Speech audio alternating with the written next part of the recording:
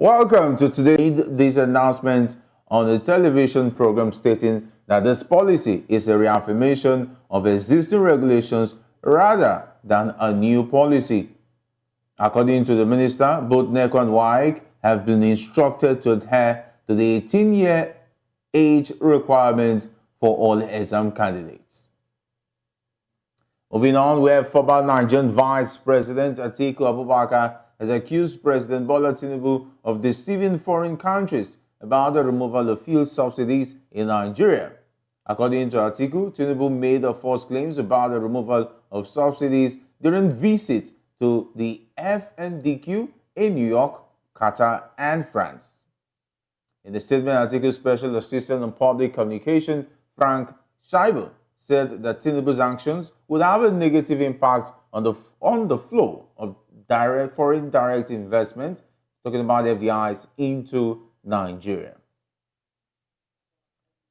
Still more, Nigerian President Bola Tinubu has assured the country that his government's policies and actions over the past 15 months will soon provide significant relief to Nigerians. Speaking at the annual General Conference of the Nigerian Bar Association in Lagos, Tinubu emphasized that his administration has made steady progress in rebuilding the nation through legal and judicial reforms. Still more, where the United Igbo Elders Council, UNEC, has called on the Nigerian government to release the leader of the indigenous people of Biafra, Nnamdi Kanu, and all political prisoners unconditionally. The group has also demanded an immediate end to unlawful arrest, detentions, and extrajudicial killings across the country, as well as the lifting of economic blockades against eastern Nigeria. According to the statement, the group is seeking peace and stability through restructuring, regionalism, and a referendum. After this short break, we will dig deeper into this topic some more. Don't go away as we continue our exploration.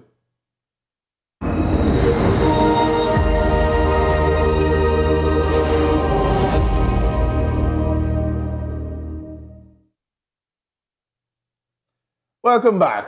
Let's now delve into the heart of our discussion. We started earlier by talking about the Nigerian government, which has announced that only individuals aged 18 and above can take the National Examination Council Neco and West African Examination Council Waec exams. The Minister of Education, Professor Tahir Mamman, made this announcement on a television program stating that this policy is a reaffirmation of existing regulations rather than a new policy. According to the minister, both Neco and Waec have been instructed to adhere to the 18-year age requirement for all exam candidates. This means the students who are under 18 years will no longer be allowed to participate in these exams. The minister also clarified that the age limit for the Unified Tertiary Matriculation Examination remains at 18 years old. However, he is a philosopher, development economist, and best-selling author. He is also an erudite commentator on economy, finance, politics, and power. Great to have you. Thank you for having me. All right, of course, joining us virtually is Mr. Jide Ojo, a development consultant, an author, and a political affairs analyst. It's great to have you, gentlemen, with us in the studio today. My pleasure. Good evening. All right, I understand it's your debut with me today on the issues, but definitely it's always great to have a new face. But let's go straight to the conversation. Let's start with you, Jide. Taking a look at how do recent policy changes like the new age restrictions for Neco and Waec exams impact the educational opportunities and future prospects of young Nigerians, particularly those from disadvantaged backgrounds? Thank you. In my own opinion, it's going to be counterproductive.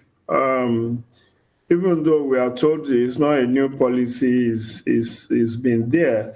But those who refused to implement it over the years knew why they couldn't implement it. Don't forget that we are in a era where most students leave secondary school at the age of 15, 16. And I finished my secondary education in 1985. at the age of 15 plus. So I wasn't fully 16 in 1985. And that was not even a digital era. Now that we have the Gen Zs, children are finishing secondary school at the age of 8, 9, and entering secondary school at the age of 10.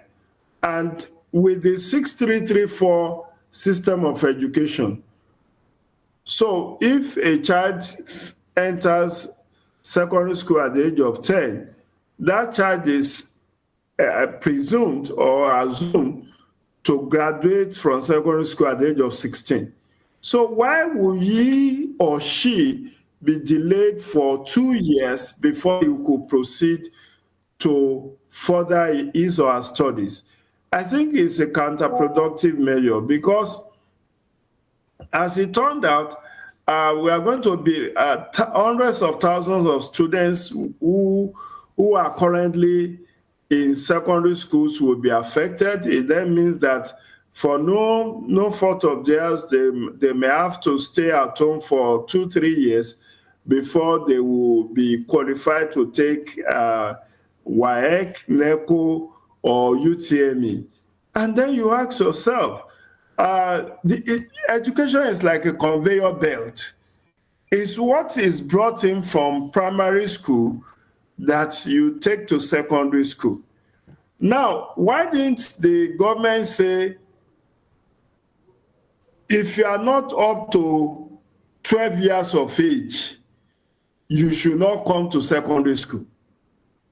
That way, it then means that willy-nilly, a child that is not up to 6 years of age should not be enrolled into primary school. If that is what they are trying to enforce, we know in those years, in the 60s and 70s, they will ask you to put your hand across to your hair on the other side to know whether you are old enough to be enrolled in primary. So nobody does it again. You see a child of 2-3 years is already in KG2 or KG3, and by the time that child is 5 years old, is already in primary 4. By the time he is 7, 8, is already in secondary school. So the conveyor belt should have been to call heads of Montessori schools, private schools, public primary schools to say, don't enroll a child that does not have 6 years of age as birth certificate. That way, the conveyor belt will automatically kill, because we know that you spend 6 years in primary school. By the time you are finishing primary school, you will be 12 years of age. 6 years at the secondary school will make you 18 years by the time you are going to be taking your Waec or Neco exams. But to now say, for next year, if you are not up to 18 years, it then means that for the next 2, 3, 4, 5 academic season, you are going to be having a backlog of pupils and students who are underage, but who are brilliant, who are ready to move to the university, but will be delayed to aspire to higher education for another 3 years. Because the truth is that this whole thing starts from primary schools. It starts from primary schools, and the gestation period, even if this administration wants to embark on this, it should have waited, maybe give a 5-year moratorium to say by 2027, 2028, we are going to start. Then call all private schools, proprietors and proprietors together with all the primary school headmasters and headmistresses and said, stringently, don't enroll any child that is below 6 years of age. That way, nobody will be waiting in the wings for 2-3 years to go and write Waec. As it is now, you are going to make these children who are already in the school system to suffer unnecessarily. Right. And that is where I have issues with this policy. It is going to be counterproductive, at least in the early stages, maybe for another 4-5 years, until when things get streamlined. All right, let's go to Mr. Nosike. I actually wrote my WAEC at the age of 16. And of course, if I were to be around doing, okay, let me say by now I was going to write my WAEC Neco at that period, I wouldn't have been stopped. But take a look at what are the potential social and economic consequences of enforcing strict age limits for national exams on students who are close to turning 18 but might miss out due to this policy? Well, this government, I call it a government of trial and error. They just want to give the impression that they are doing something. Understand? This is going to be a very setback to the children. We are talking about insecurity. Now, for instance, I have a son who will be 15 by 19th of September, and he will be in SS3 if the school opens. So, which means if he finishes by 2016, by 2025, what will he be doing for the next waiting to turn 18? To turn 18. That's maybe 2.5 years or more.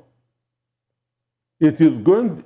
A lot of people are going to enter into groups, associations, which they will not have because they say an idle mind is a devil's workshop. And again, if you check on that's on the unemployment, that's at the employment circle, as a fresh graduates. Yes. Because people are graduating at 18, 19. They are finishing at 15, 16, graduating at 18, 19, 20. Then a 27-year-old person cannot say, I'm a first graduate. Anybody coming with a CV, 25 years and above, should have experience. Because his mates has graduated a long time ago. Understand me? Yes. So this is going to have a very, very big setback.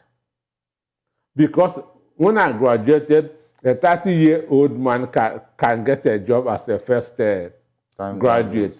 Not now. Now, the limit is 22, 23. I have interviewed many bank MDs. Understand me? So this is going to cause one, insecurity, because these children will be roaming about and entering into gangs and so on and so forth. So it is not going to help. Let's not also forget our education system is quite porous, where we have lots of strikes, for instance, where we have those who actually go into universities don't actually graduate at the time they're supposed to graduate. And the rate of unemployment, let's not forget, we're in a country where unemployment is at the all-time high. For me, I spent 7 years for a course of 4 years, 4th degree, because of the incessant strike. I have to spend 7 years for a course of 4 years. Understand me?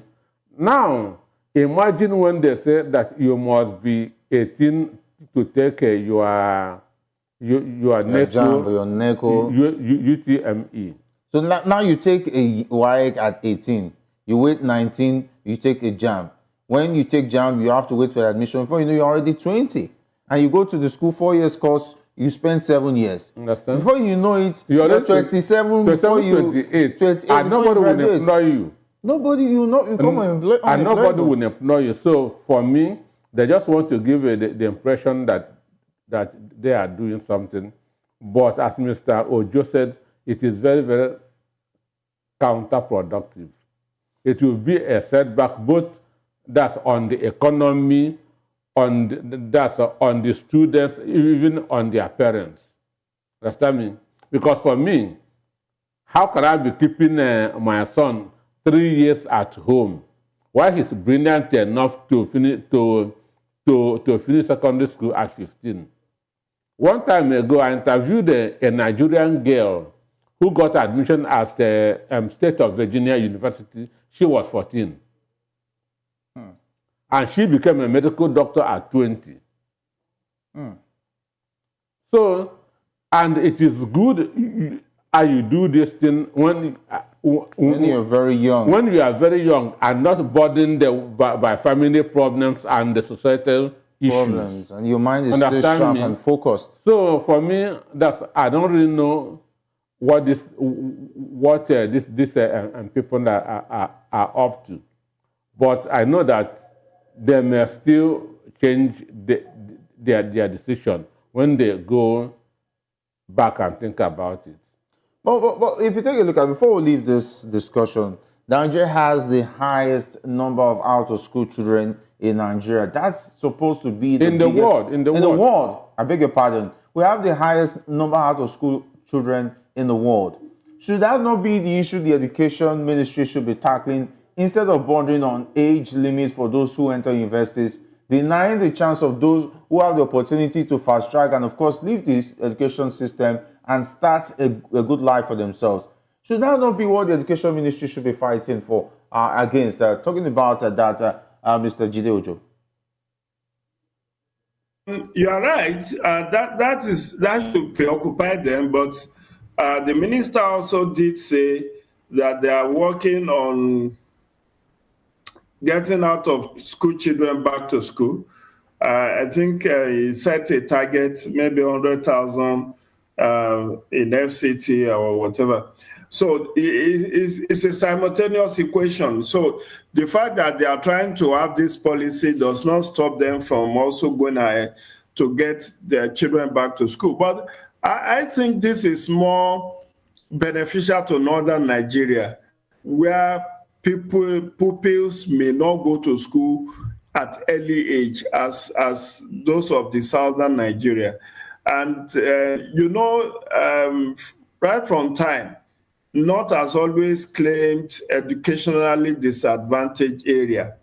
And that's why you and I don't know which part of the country you are from, but if you are from northern Nigeria, you'll find out that your cutoff mark is different from that of any other person who is from southern Nigeria, even for a southern Nigerian university. Yes. So it's also part of, I think, the underlying factor with this minimum of 18 years of age is to allow northern Nigeria to also catch up with the rest of Nigeria. But let's take a look at it. The reason why the poor rate of education is in the northern part of Nigeria is mostly man-made, in the sense that those who are responsible are not taking the bulls by the horn, talking about the governors and the policies in that region. That is why we have far more less people interested in education. So should the South, who have done their homework right from the get-go, suffer or wait for those who have decided to effect man-made ways of making sure that the education does not really work in that region? And giving that to Mr. Nosike. Okay. Now, an instance, my son, who will be 15 and in SS3 by September, most of them were relatives of the same age. So assuming that there are 2 million that will finish at 16, and this 2 million will have that to wait till around 2028 to be 18. Now, to be joined with another, maybe another 2 million that will qualify them, which hall will contain them? That's another way to look at it. Do you understand it? Which hall will contain them?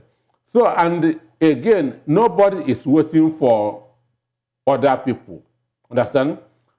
Between 1967 and 1970, when Nigeria-Biafra war was going on, I'm an Igbo man.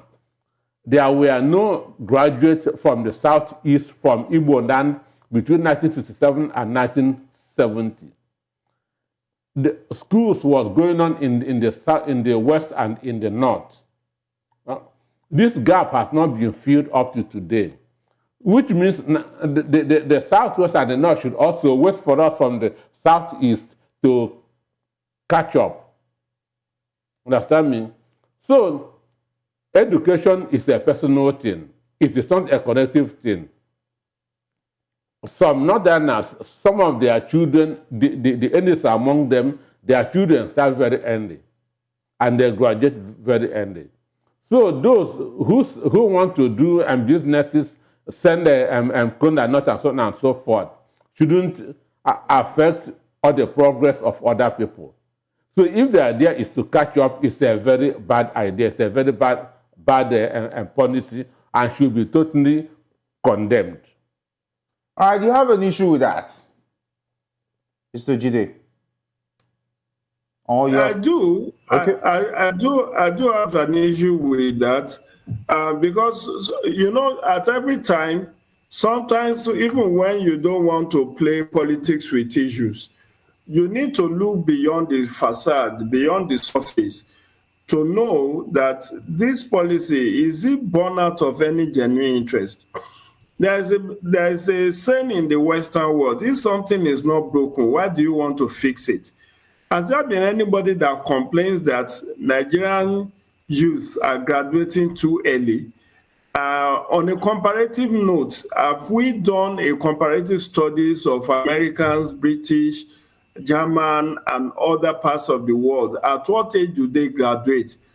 Do they have to wait till 18 before they write their own exams? And don't forget, we have very limited opportunity. You are now going to say, oh, don't write Waec this year. Even though, from what I read, they said they are giving them a grace period for this year. What will happen next year? Are you going to make those children to repeat their classes for another 2 years, learning what they have already passed in exams before they will be qualified to take the Waec and Neco exams and the UTME? So it's going to be awkward. And that's why I think this may to play catch up with Northern Nigerian youth. And I've given given you an example.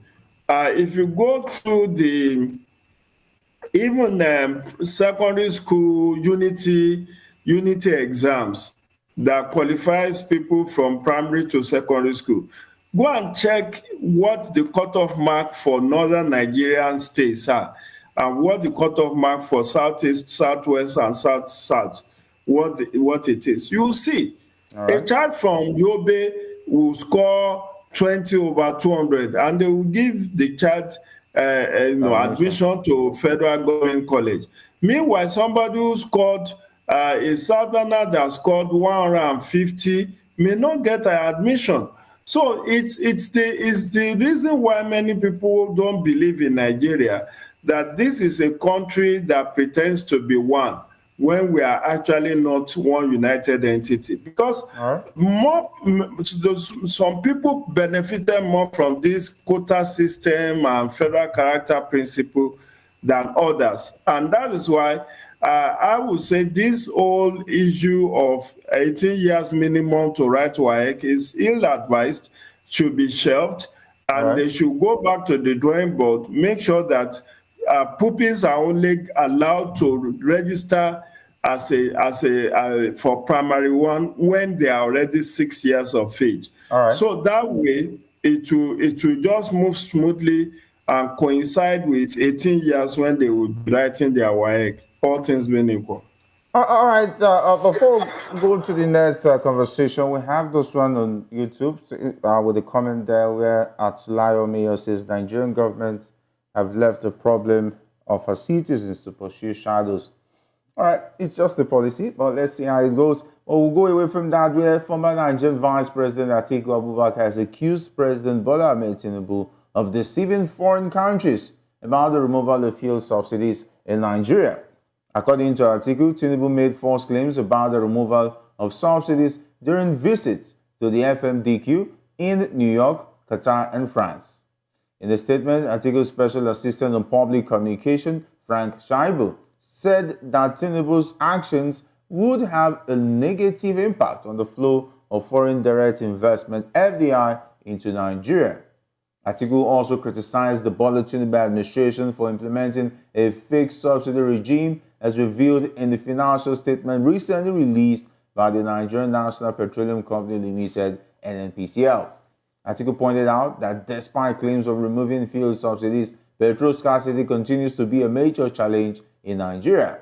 He also slammed the government for owing 7.8 trillion naira to the National Oil Company and estimated that subsidy payment this year will constitute 3% of GDP, which is approximately $7.5 billion. The former vice president expressed concerns that the subsidy regime has become an even wider conduit pipe for funding political campaigns, specifically the 2027 election. He accused the government of frustrating the Dangote refinery and its own NNPCL facilities, further highlighting the inefficiencies of the current subsidy regime. In summary, Atiku Abubakar accused President Bola Tinubu of lying to foreign countries that are removing fuel subsidies and, of course, to criticize the government's implementation of a fake subsidy regime. And now to the question, Mr. Jide. How might Atiku Abubakar's allegations of President Tinubu misleading foreign nations about fuel subsidies affect the daily lives of Nigerians facing persistent fuel shortages and high petrol prices?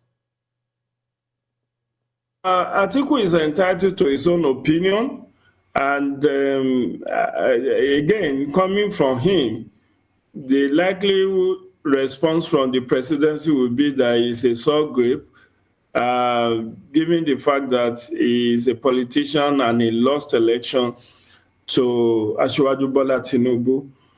But the truth that has to be said is that there is a lot of opacity in the running of the NNPCL, as well as even the entire oil and gas industry in Nigeria. And that's why I believe Atiku is right, maybe to an extent, not entirely.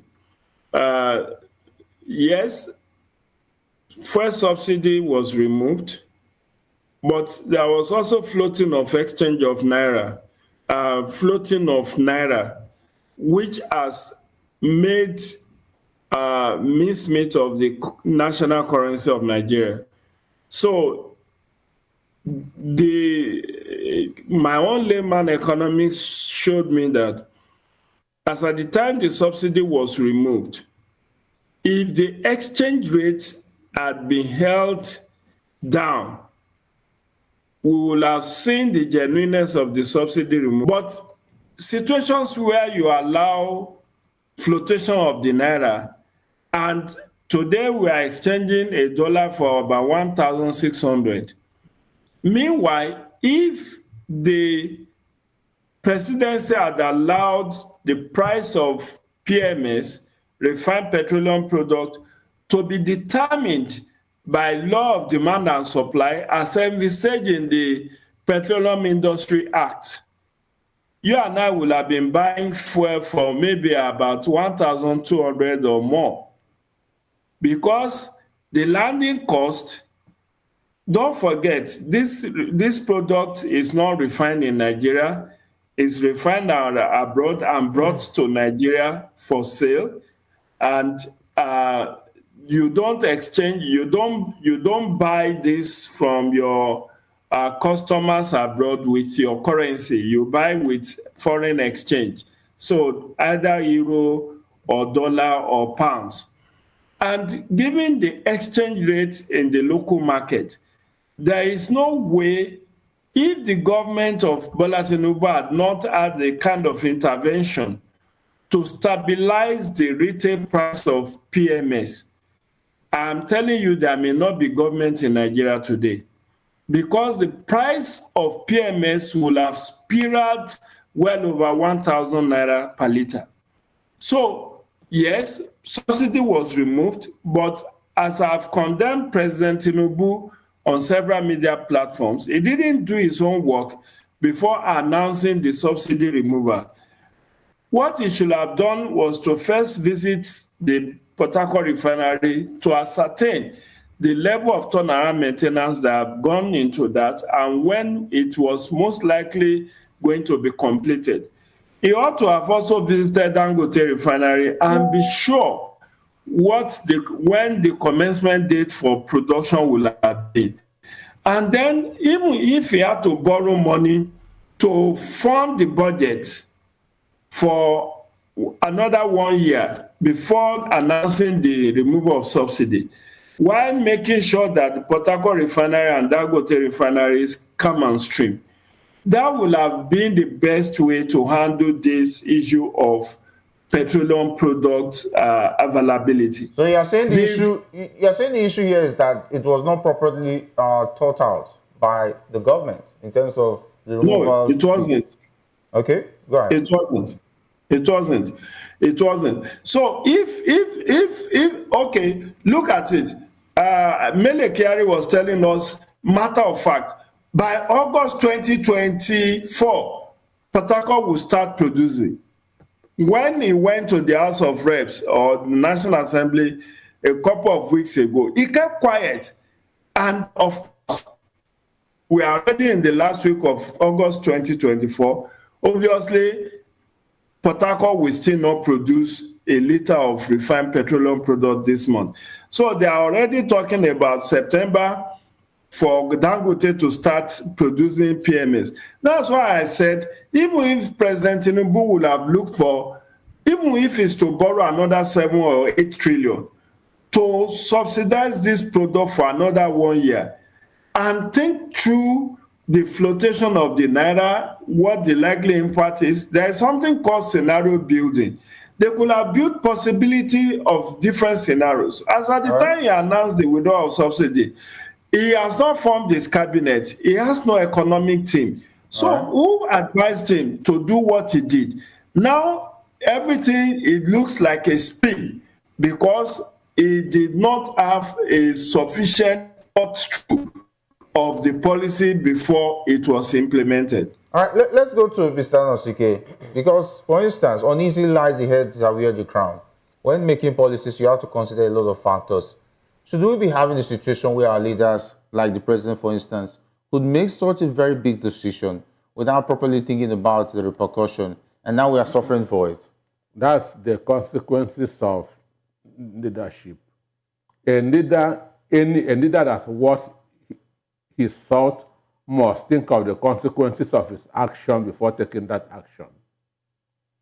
Tinubu did not think of the consequences of removing a subsidy before he went ahead and did that.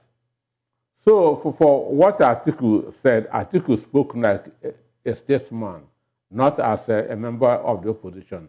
Atiku spoke like a concerned Nigerian.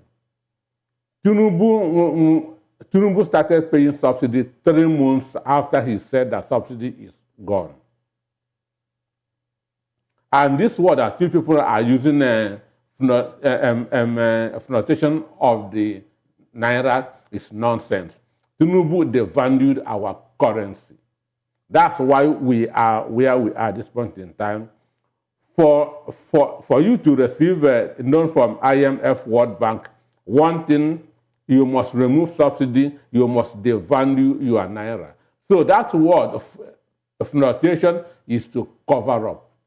Why so many cover-ups? Why so many deceptive cover-ups? That is in his history. That, understand me? That is in his history. So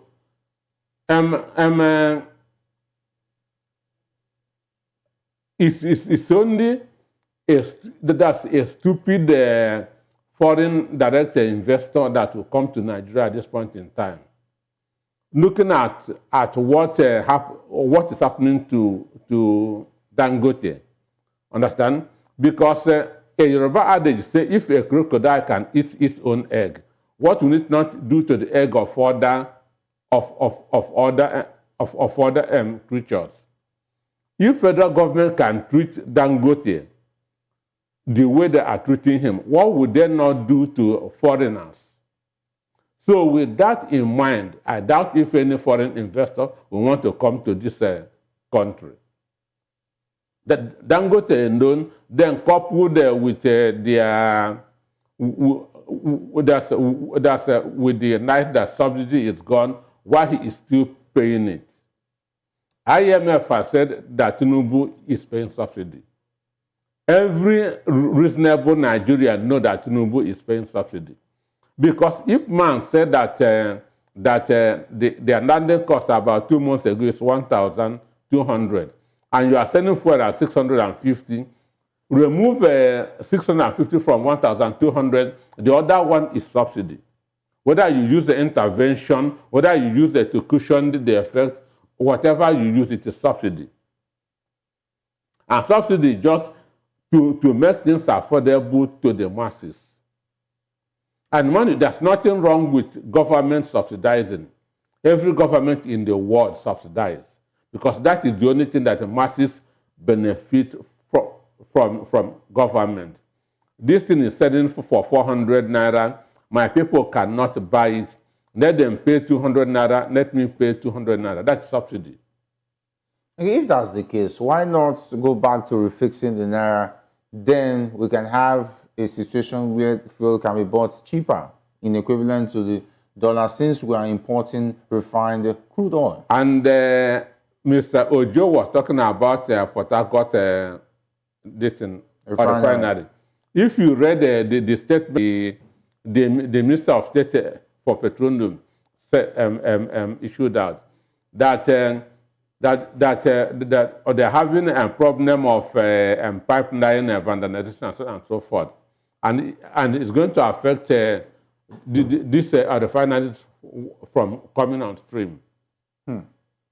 But the real truth is that they don't want Dangote refinery to come on stream. They don't want Port Harcourt refinery to come on stream. They don't want Warri refinery to come on stream, because they are benefiting from the importation. In 2021, they said that they used 200 billion on maintenance. And your pipelines are bad. So that 200 billion was not among the pipelines were not among the maintenance you did. By September, you can hear that Port Harcourt refinery is ready, but because of the pipelines, we cannot distribute. All right, let's go to Mr. Jide Ojo before we wrap up because of time. Taking a look at the issues on ground, what's the way forward for Nigeria before we go? Well, we have our work cut out for us. You and I, media, civil society, need to oversight and hold government to account. We must not be tired of asking for transparency and accountability in the oil and gas sector of Nigeria. Like I said earlier on, there's a lot of opacity in that sector up till now. Even though Nigeria is a signatory to Open Government Partnership, we still don't know. During the tenure of Buhari, we are told that about 20 billion annually is spent on repair of pipelines, vandalized pipelines. And I said that's only pot that nobody will want to break. If we are ready to cover 20 billion annually to repair vandalized pipelines, and up to today, not a single liter of fuel is passing through those pipelines. So you are just giving money and sharing it out to cronies and loyalists. So didn't we know? And I blame the Nigeria Labour Congress and the labor unions for forcing former President Musa Yar'Adua to backtrack on the sale of Port Harcourt and Warri refinery to Blue Star Consortium, led by Dangote in 2007. Obasanjo sold that asset. People condemn him. They say, oh, hi, he has sold our patrimony. In fact, the labor union said they will go on strike unless Musa Yar'Adua terminate that sale. And eventually, he has to cave in under pressure because he doesn't want industrial unrest, having just come to power. But today, how many years since 2007? has Port Harcourt refinery been able to work? They said they were going to turn it around after over $25 billion spent on maintenance, whereas it profited us.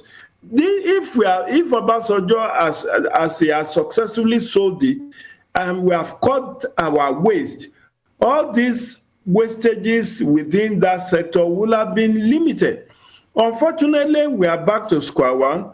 Now, whether we like it or not, we have been borrowing and will continue to borrow. And you could see, even though what is happening between Nigeria and China with the seizure of the presidential jet could be between Ogun State and the Chinese company, the day we will default in servicing our debt with China, we may suffer bigger embarrassment because we keep piling up debt. We didn't resolve the problem.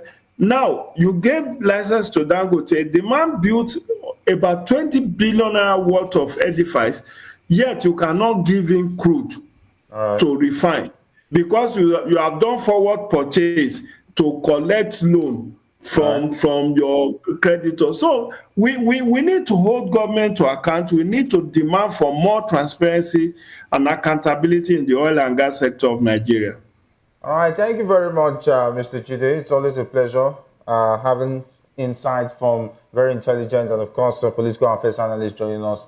And, of course, making for your debut. I must say we must have learned a lot from you. It's always a pleasure having such kind of insight from very, very intelligent political affairs analysts like you. Have a wonderful week, my brother. Keep safe, and thanks for the compliment. All right, it's always a pleasure. Okay, and of course, Mr. Anosike, it's always wonderful having you. Your parting shot, the way forward. The way forward is for them to put Nigeria first. That's the only way forward. We need to grow our economy, and the way to grow our economy is by allowing our refineries to work. All right. And the government should also be transparent. Transparency is the word. All right, thank you very much, Mr. Anosike. It's always a pleasure having your insights as well. Thank you so much for having me. As we conclude today's edition of The Issues, we thank you for joining us. Catch us again tomorrow at the same time on our YouTube channel, Voice of the People TV. Stay connected with us on all the social media platforms at VOP TV Live. I'm your host, Jerry Good evening.